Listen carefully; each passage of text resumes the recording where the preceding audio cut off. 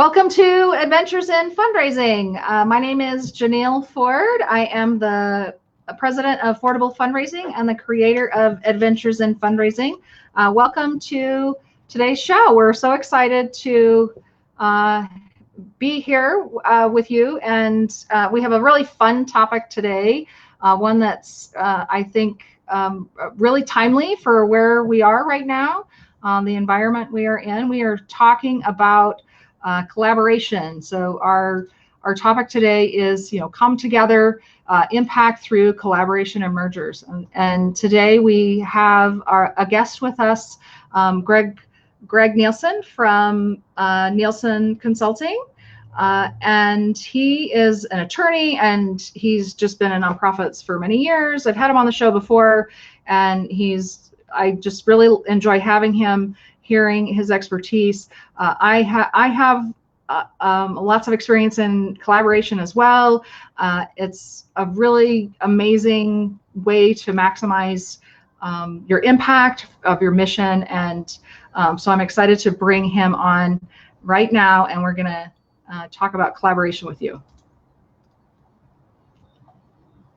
With you, Janelle. All right. Yeah. Welcome. How are you today? I'm doing great, thanks. It's great to see you. Good. Yeah. So tell me, so you are in Kentucky, right? I am. I'm in Louisville. Yes. Remind us a little bit about your business and what you do. Sure. So I thank you for that. I'm an attorney by background, as you mentioned in the intro. And I have my own company, Nielsen Training and Consulting, where I work with nonprofit organizations around the country. And really, I focus on three areas. I focus on board excellence, strategy, strategic planning, and then general organizational development. And within that, a lot of the work that I do in organizational development centers around collaboration up to and including mergers. So before the show, we were kind of talking a little bit about, with this COVID-19 and the environment we're in, mergers is something that is kind of an option on the table. You want to say a little bit about that? Why? I think it's important to recognize, and certainly preaching to the choir for the nonprofit leaders that are tuning in right now, that this is a really difficult time. It's a difficult time from a safety standpoint, from an uncertainty standpoint, but also from an economic standpoint. And so a lot of nonprofits, particularly now, the PPP, the Paycheck Protection Program, provided a lifeline for a period of time. Some emergency grants provided a lifeline for a period of time. But many nonprofits that I've talked to are starting to see those dry up, and they're worried about what's next and what comes next for their business. There was a recent article in the Washington Post that estimated that anywhere from 10 to 33% of nonprofits may have to close their doors within the next 6 to 12 months. So there's dire predictions out there, certainly a challenging landscape. And I think that's what's spurring a lot of these conversations along. Yeah, it's really frightening to hear that news. When you think about the importance of the nonprofit sector and what they do for society as a whole, we are the ones who step in during a time like this, and so to think about a third of them, potentially folding is really that sounds terrible. So collaboration is really a strategy to maximize resources and mission impact. So why should organizations collaborate? Let's just talk a little bit about that. I just wrote an article on that a couple of weeks ago, and I pointed out there's obviously more than four, but I pointed out four common reasons why nonprofits collaborate with one another over an extended period of time. Number one, they might want to enhance their service delivery. So if my nonprofit operates over here in this geographic quadrant, your nonprofit operates over here. If we work together, come up with a sustained collaboration, there's the ability for us to increase our impact. So that's number one. Number two, we may have a common strategic vision. So, we may have two nonprofit leaders, two nonprofit organizations that see the world the same way, that are attacking a common challenge in similar ways and have a common vision for the future. So that's a second way. A third way is that they may choose to combine some functions. So they may say, we want to keep our programs separate, but if there's an opportunity to collaborate on, for example, some back office functions, if we want to combine, for example, our accounting department or our finance department, we may be able to achieve efficiencies there. And then the final one is the one we alluded to a moment ago, which is survival. That's another common reason why nonprofits are coming together right now. Mm-hmm. And I think that there are different levels of, I guess, maybe intensity of collaboration. So I've seen, I guess, in my experience, I've seen agencies that are just referring back and forth for services. That is a form of collaboration. It's, I don't know, maybe cooperation. I don't know what the right word would be, but you're connecting, and it's about addressing the needs of the client, and you provide this and we provide that, and our clients need that. I mean, people, especially in human services, you may provide domestic violence services, but that woman fleeing violence may also have a substance use disorder, and so those referrals back and forth are sort of a one level. And then I think that there's actual contracting for services where we have some money and we actually want your counselors to come in and provide services, and so I think that I've seen escalating levels of, I guess, intensity, of collaboration. And I think merger is probably the biggest. That's like putting the ring on the finger and we're doing it, sort of thing. Yes. So no, I think that's a great way to sum it up. I tell organizations, I tell boards that I work with to think of collaboration as a spectrum. It's a menu of options from, as you mentioned, on the one end, cooperation, meaning we are two organizations. We are aware of what the other is doing. We're not going to step on each other's toes. That's a really simple, far easier form of collaboration. Yeah. Then you get things like, partnerships. So we're going to partner on a common program, or we have a joint venture. We're going to form a joint venture between our organizations, all the way to the other end of the spectrum, which you mentioned, which is merger. And that a great metaphor is the marriage metaphor. We are going to lock arms, ideally till death do us part. Mm-hmm. Yeah, and I think that you talked about survival as being one reason why people might move into collaboration, but there are other, that's obviously a benefit. That's a reactive sort of benefit, like, an approach, but a benefit, like from a fundraising perspective, a key, what makes you fundable is sustainability, and collaboration supports that sustainability. Funders want to know that you are playing nicely in the sandbox with others. And so I think that the better you can learn how to play well with others in the community, in that cause area, in a similar space, and just know that environment, the more competitive you're going to be for those funds.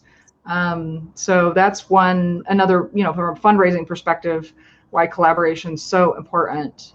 And that's a great point. It's, that word sustainability, collaboration shows a level of planning at the organizational level that funders need to see right now.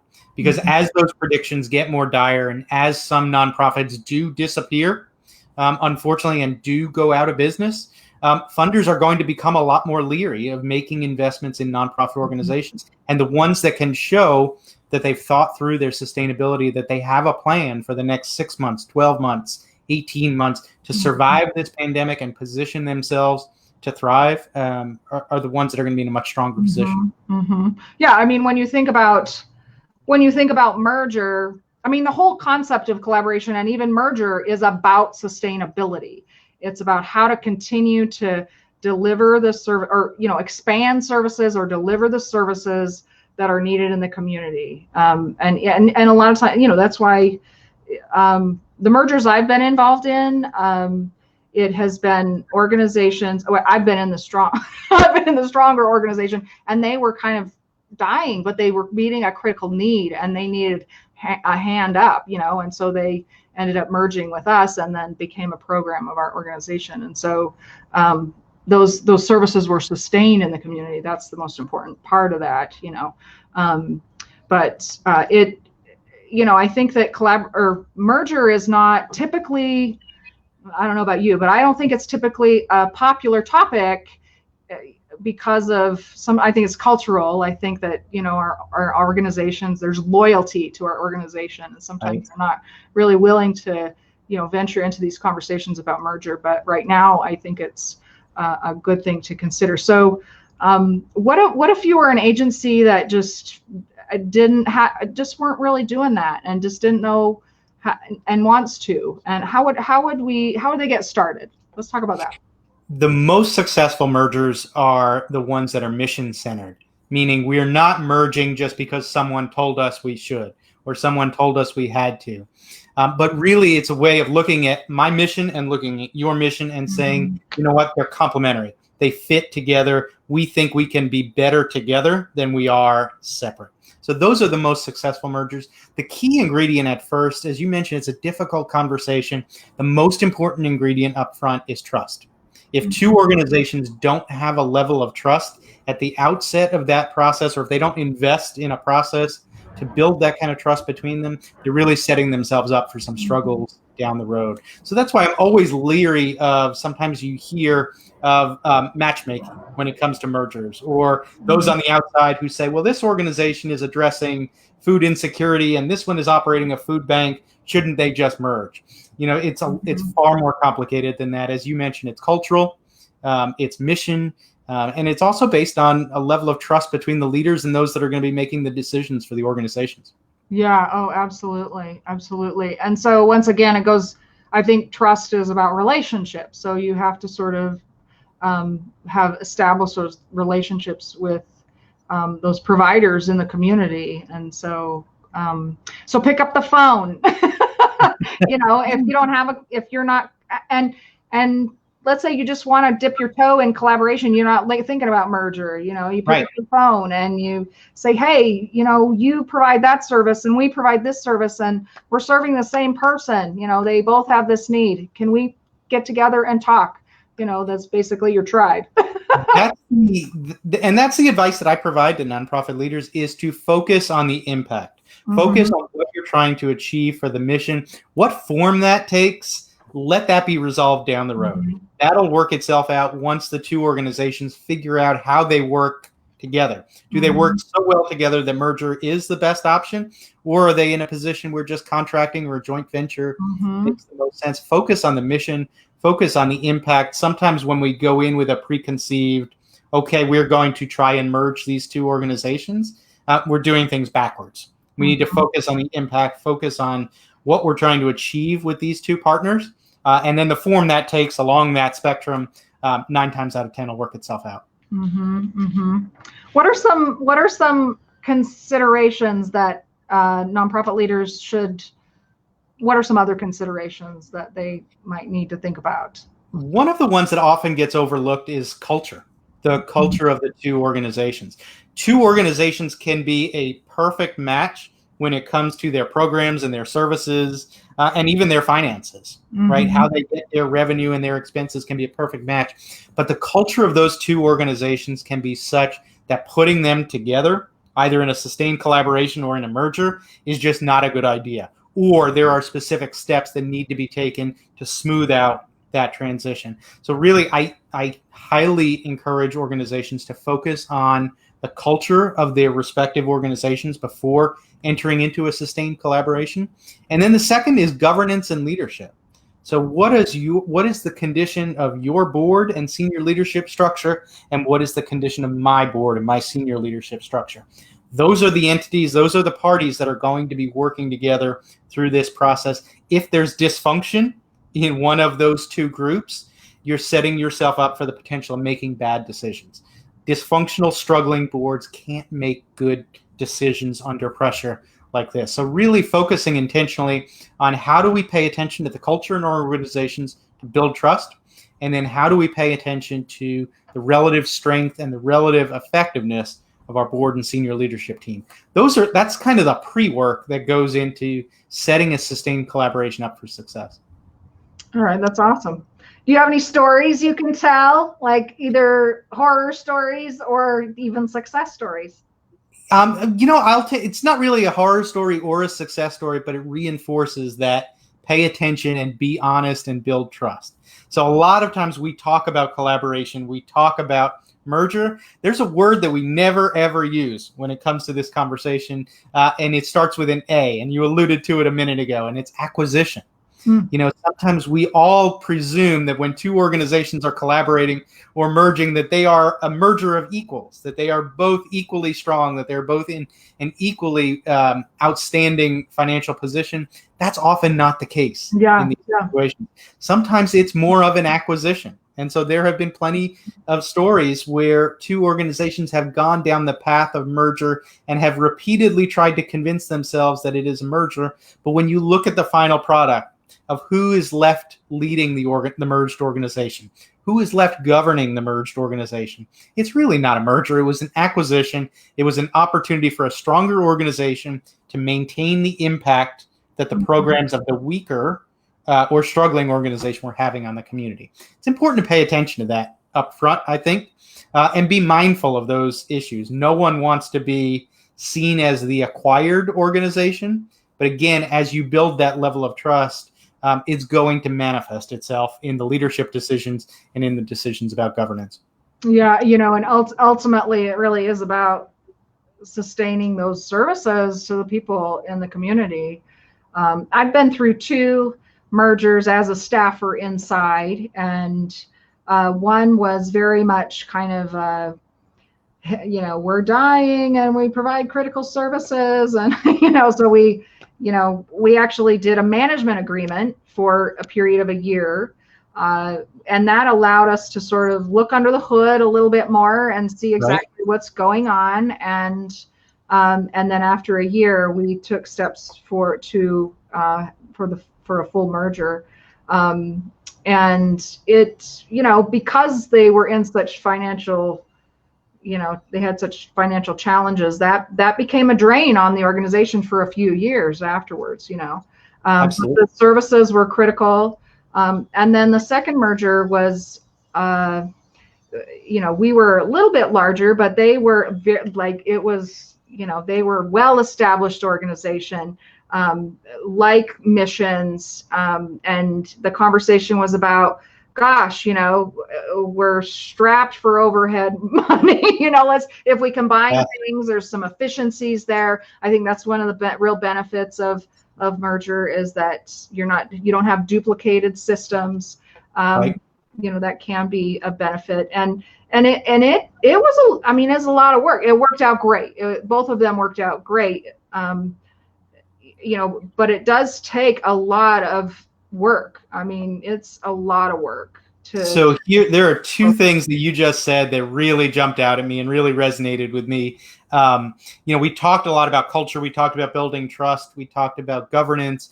The one thing we didn't talk about is the importance of change management. Mm-hmm. Anytime 2 organizations are collaborating, especially if they're going to merge, the leadership of the organizations have to recognize that is a highly unsettling event for all staff members, whether you're in the stronger organization or the relatively weaker organization. Everybody, whether they voice it or not, has that same thought going through their head of, how is this going to impact me and my team?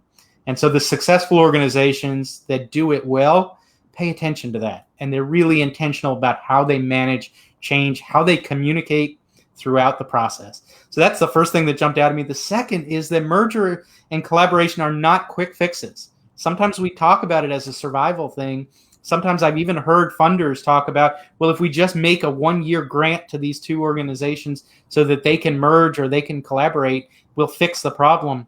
Merger is a long-term process. And often the efficiencies that we talk about in merger that are real and are possible for organizations, we don't tend to see those until year 3, 4, or even year 5, just because of the nature of change, the nature of the process that organizations go through. So if any funders are listening, or any executives that are approaching funders, I highly encourage you to think of it as a long-term process. It's not a 1-year fix. Even if the legalities can be taken care of in a year, the process of managing that transition is really a 3 to 4 year process. Mm-hmm. Yeah. After going through those experiences, I would say, yeah, definitely. It just takes time to sort things out. And I think you're right that you have to be really thoughtful. It is kind of a culture thing, right? culture eats strategy for lunch. I would think that even in the corporate side, that can get ugly. It can Absolutely. get And has. We've all seen yeah, stories of that. and I think that there's a kind there's a up and up sort of way to go about it Yes. without killing your people or having people feel diminished or I think that sometimes that doesn't go right. Yeah, and you ask about stories of merger that went well or stories that didn't go well. As I think back on it, through my career, the mergers that I've been a part of and advised on, the ones that have been successful are really the ones where the boards, the organizations themselves took a more thoughtful and intentional and long-term approach to it, like building a long-term relationship that they wanted to sustain over a period of time. The legalities can be done quickly. Everyone wants to talk about legally how do we merge two organizations. That can be done relatively quickly. It's the culture piece, it's the governance piece, it's the change management piece. Those are the things that separate successful mergers from unsuccessful mergers. In some ways, I think about we also did that 1 year of management with that other with both mergers. Was the approach that we took. And I feel like that's almost, when you think about an engagement to be married, if you become engaged and what that means is you're going to dive in a little deeper and see, okay, is this really going to work? And if you get at the end of that process and you say, no, it's not going to work, that's a successful engagement. If you realize, if you think about it. Absolutely. And when I'm working with organizations, one of the steps in the process for me, one of the tools that we provide is we ask each board to submit a letter of intent. And that's the engagement that you're talking about. That is the board's way of saying, at this point, we have an intention to work more closely together with this other organization. We're going to share our financials openly with them as we go through this due diligence process. We're going to talk openly about what our programs and services could look like. But we haven't made that final decision yet. We haven't walked down the aisle as an organization yet. It's really just expressing an intent to work more closely together, and hopefully that leads to a finish line where we merge or we have a sustained collaboration or a joint venture, but maybe not. And if at the end of the day we've exchanged that information, gone through the process and determined it's not in our best interest, then that's a successful outcome also. Yeah, for sure. I think that collaboration, I feel really very fortunate. I grew up as a professional in an extremely collaborative organization. That was one of their core competencies, was that they really believed in serving the client. And so they would reach out to organizations and they just readily would connect and work with other groups. And so I love that I have had that example. But it's not easy. You really have to clarify those roles. I think that when I think about the drawbacks of having more people involved in the process, it creates more complexity and it creates more urgency on clarifying those roles. Otherwise, it can feel like you got too many cooks in the kitchen. That's kind of what. Absolutely. And this is a topic I love, and I love talking about it. And I rarely get to talk about it with someone who has been through a successful merger like yourself. So let me ask you a question, Janelle. As a staff member, one of the most frequent questions I get asked is, how often should we communicate with staff members during this process, and how much should we tell them? So as someone who's been on a staff during a merger, how would you answer that?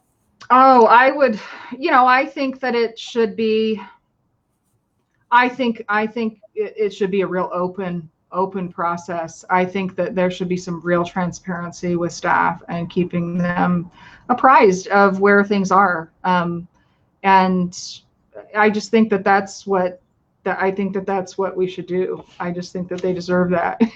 What do you think? I agree. I think transparency and communication are important. I also think that it is a really phenomenal opportunity for an organization to live into its stated values.